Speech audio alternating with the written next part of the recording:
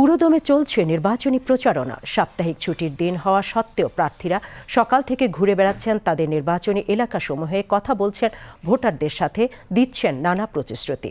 এই মুহূর্তে রাজধানীর মধ্য বাড্ডা এলাকায় আছেন সহকর্মী গোলাম মুর্তজা। তার কাছ থেকে জানব সে এলাকার নির্বাচনী প্রচারণায় সর্বশেষ অবস্থা। মুর্তজা, কেমন দেখছেন দ্বিতীয় দিনে নির্বাচনী প্রচারণা কার্যক্রম? অবস্থান করছে রাজধানীর মধ্য বাড্ডা এলাকায়, যেটি ঢাকা 11 আসনের অন্তর্ভুক্ত একটি এলাকা, এবং ঢাকা 11 আসনে কিন্তু বেশ কিছু গুরুত্বপূর্ণ এলাকা রয়েছে। আমি যদি থানাগুলোর নাম বলি, রামপুরা থানা, বাড্ডা থানা, ভাটারা থানা এবং হাতিরঝিল থানার একটি অংশ কিন্তু এই আসনের অন্তর্ভুক্ত রয়েছে, এবং ঢাকা উত্তর সিটি কর্পোরেশনের 9টি ওয়ার্ড কিন্তু এই আসনেরই অধীন রয়েছে। আমরা সকাল থেকেই ঢাকার বিভিন্ন প্রান্তে ঘুরে বেরিয়েছি এবং ঢাকা 11 আসনে এই মুহূর্তে অবস্থান করছি। যেমনটা বলছিলাম, প্রার্থীরা কিন্তু এখানে পুরোদমে তাদের নির্বাচনী প্রচারণা চালিয়ে যাচ্ছেন, আমরা দেখেছি সকাল থেকেই। এবং এই মুহূর্তে আমাদের সাথে বিএনপি মনোনীত প্রার্থী যিনি রয়েছেন ডক্টর এম এ কাইয়ুম, তার সাথে আমরা একটু কথা বলার চেষ্টা করব। আমরা একটু তার কাছে জানতে চাইবো যে এই নির্বাচন নিয়ে আসলে ভোটারদের সাথে তিনি ভোটারদের সাথে কথা বলছেন, সেটি আমরা জানতে চাইবো যে তার প্রত্যাশাগুলো কি। আপনার কেমন আছেন আপনি?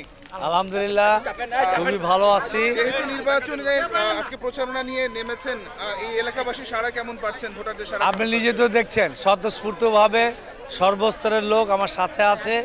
ইনশাল্লাহ আমরা খুবই রেসপন্স পাচ্ছি। গতকালে জুলাই যোদ্ধার পরিবারদের নিয়ে আমি এই র্যালি করেছি, ব্যাপক স্বতঃস্ফূর্ত সাড়া পাচ্ছি, এবং এই এলাকার মানুষ যতবার ভোট দেওয়ার সুযোগ পেয়েছে বিএনপিকে দিয়েছে, কারণ বিএনপির মাধ্যমে এই এলাকার উন্নয়ন হয়েছে।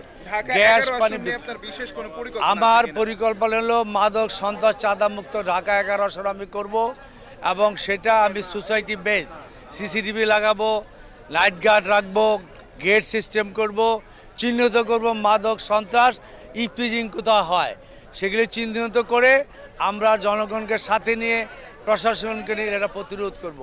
আমার মূল টার্গেট হলো এটা। ধন্যবাদ আপনাকে, আপনার জন্য শুভকামনা।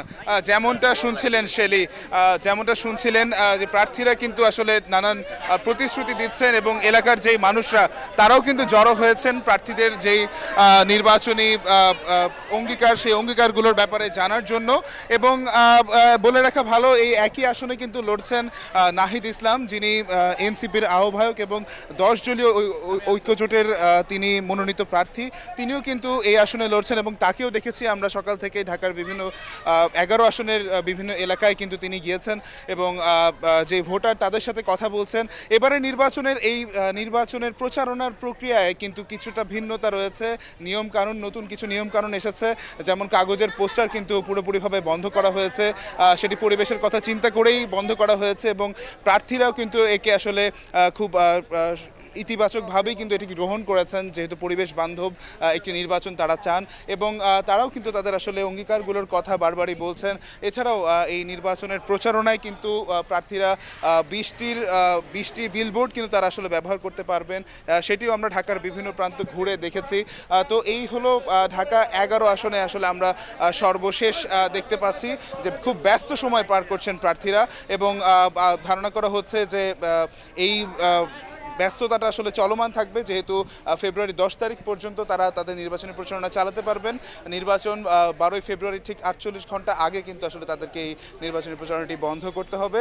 তো এই ছিল ঢাকা 11 আসন থেকে আমার কাছে সর্বশেষ। পরবর্তী সংবাদে আপনার মাধ্যমে দর্শকদেরকে আরও তথ্য জানাতে সক্ষম হব। ধন্যবাদ শেলি। ধন্যবাদ মুর্তজা। শুনছিলাম রাজধানীর মধ্য বাড্ডা এলাকার নির্বাচনী প্রচারণা।